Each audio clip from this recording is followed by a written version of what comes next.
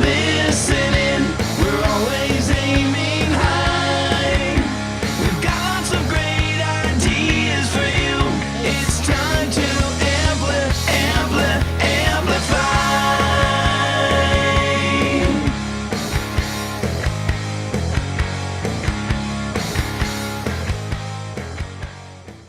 Welcome to Amplify, a podcast series by the Association for Accounting Marketing.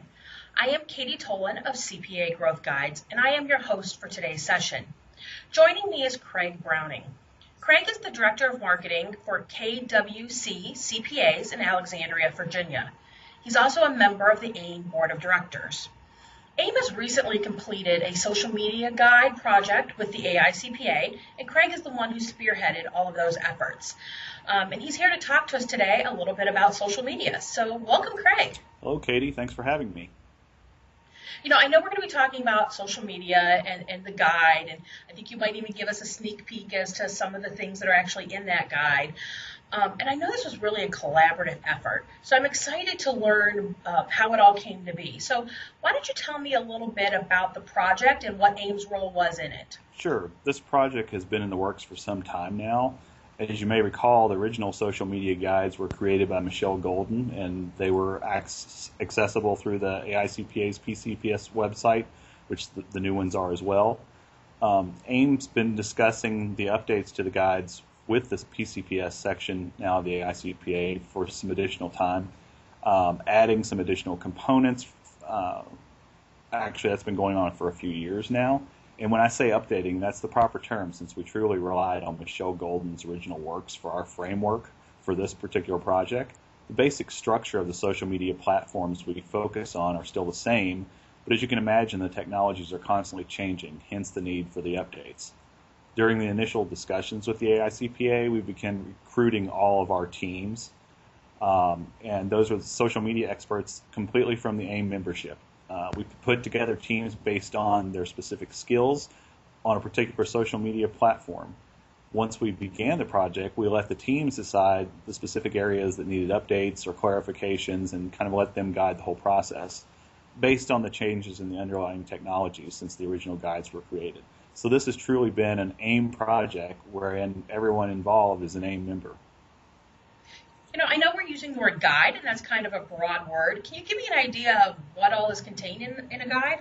Well, the updated social media toolkit is kind of what we're referring to, includes updated guides, which are basically documents that go into great detail the use of blogging, LinkedIn, Facebook, and Twitter. Those are the main platforms we're looking at.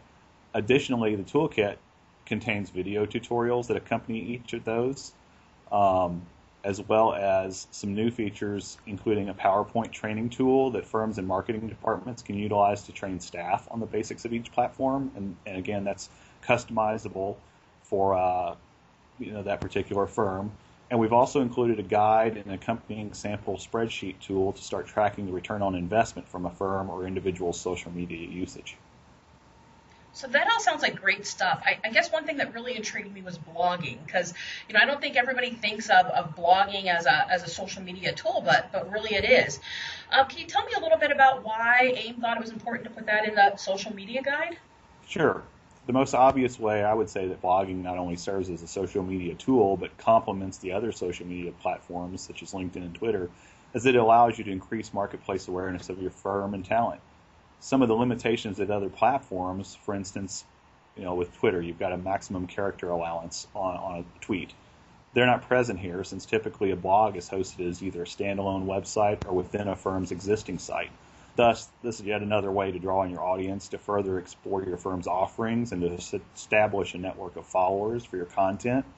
Blogs have really gone beyond text articles to include podcasts, videos, and other media. So a firm might use multiple blogs that focus on a particular niche service or industry. So it may not be just one particular blog per firm. So a pretty strong case can be made that blogging should be part of a firm's social media mix.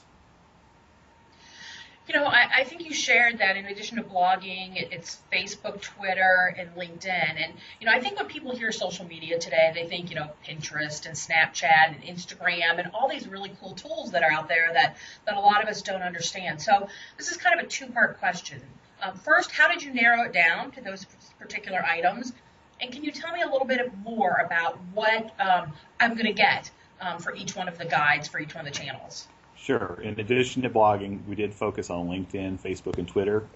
I think as we approached it, we just decided that we thought these were the big three of the social media platforms as they relate to the accounting profession. At least those are the ones that maybe people have a presence in. Maybe they're not that active, but they do have a presence in those. As noted in the ROI tool/guide that's included in the social media toolkit, the 2014 Social CPA survey ranked LinkedIn as the #1 social media platform adopted by all firms and CPAs. So obviously that was an easy way to go.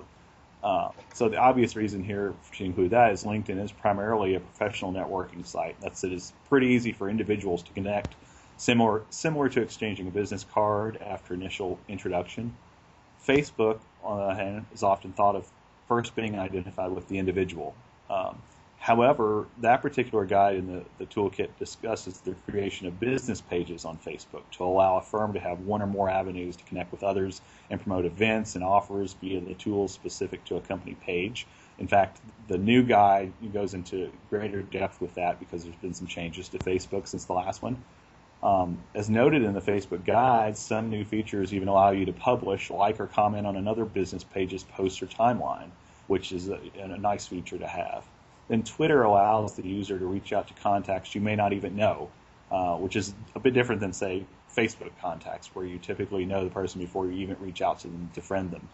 Twitter is based upon following others' tweets and engaging in online discussions via short character messages.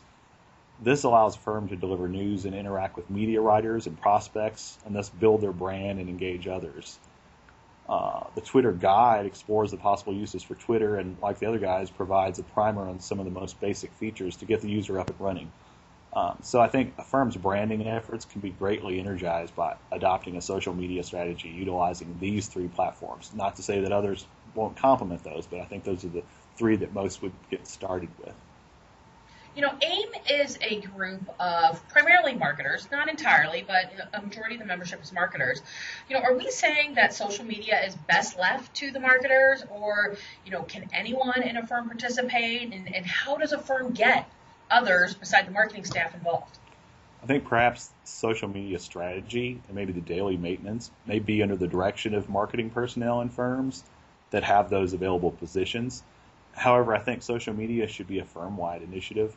We approach this project in that light, so that you engage everybody within a firm to participate in generating discussions with clients, prospects, recruits. There's so many avenues you can go down here. So I would say the marketing personnel, or those charged with overseeing a firm's social media presence, whether that may be, you know, in firms that don't have a marketing person, maybe that's a business development person, maybe that's a partner that's charged with marketing relations. I would think that in those cases, those people should be crucial to formulating the overall strategy, but usage of the platform should be a firm-wide effort. Therefore, everybody should really be trained to some extent in, you know, proper usage. The updated social media toolkit was created with the new user in mind. That was one of the specifics the AICPA charged us with, was they wanted to make sure that all these tools would be able to be utilized by people that are really new to social media. Plus, it's got information for those that may have, you know, more experience using them. So a novice to the world of social media should be able to get up and running with the information provided in the respective social media guides and the accompanying tutorials. I mean, I think there's enough information there that most people could just kind of take the ball and run with it, you know, if they've never had any experience with those platforms. Okay, so we're going to go ahead and we're going to get all the people in the firm involved, and I guarantee a question that's going to be asked is, does this produce a return on investment? So my question for you is, does social media produce a return, and are there things we should be measuring to actually prove that we're getting value for our efforts? And that's the ultimate question, since we want to make sure that our time is being utilized effectively and efficiently. The social media guides explore some of the various metrics, including reach and engagement for the social media platforms, and also the accompanying ROI tool, which is new to this particular toolkit, goes into great detail regarding the various metric tools and dashboards that are available within LinkedIn, Facebook, and Twitter. as well as an entire section covering conversion tracking and goals features that are available within Google Analytics. Additionally, there is a supplemental spreadsheet provided within the toolkit that can be tailored for each firm to track the various metrics associated with the social media platforms. Great, so we can actually see what kind of return we're getting. Right. It sounds like there's a lot of real hands-on tools in this, and it's something that we marketers are probably looking to get our hands on, as well as non-marketers, other professionals and CPA firms as well. So where do they get this guide? This is a free member benefit to both AIM members and PCPS firm members.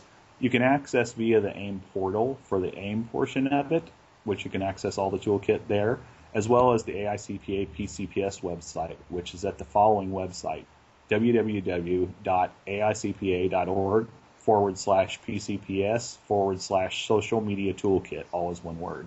So I just have one last question for you. And, since you were so ingrained in this entire process, was there anything that you heard or you learned that you kind of went back and was like, aha, this is really great. I'm looking for some little tidbit for you to share with our listeners, to really show the value of what's in this guide. And there's a lot of those. I think the most obvious things that struck me are the great tips and tricks that are provided in the social media guides, as well as the accompanying materials. As well as you think you know these platforms, you're constantly learning new uses and even new techniques that will help you as an individual user and also help you initiate a social media strategy for your firm. I think there's a lot of great stuff along those lines within the guides and the accompanying materials. Well, thank you very much for joining us today, Craig. I think you guys, you and AIM has worked very hard on putting this together, and we appreciate you telling us all about it. It sounds like it's chock full of advice, and accounting firms and marketers and accounting firms are really going to want to get their hands on it to improve their social media efforts. Thanks again for speaking with me. I hope everybody finds valuable information in the social media toolkit. This wraps up another episode of Amplify. Please watch for another podcast from the Association for Accounting Marketing next month. And don't forget, if you're an AIM member, to watch for more information from AIM and to check out the portal to be able to access the guides.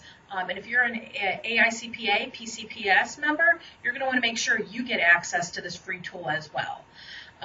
Thanks again, Craig, and always remember to aim high. We're always aiming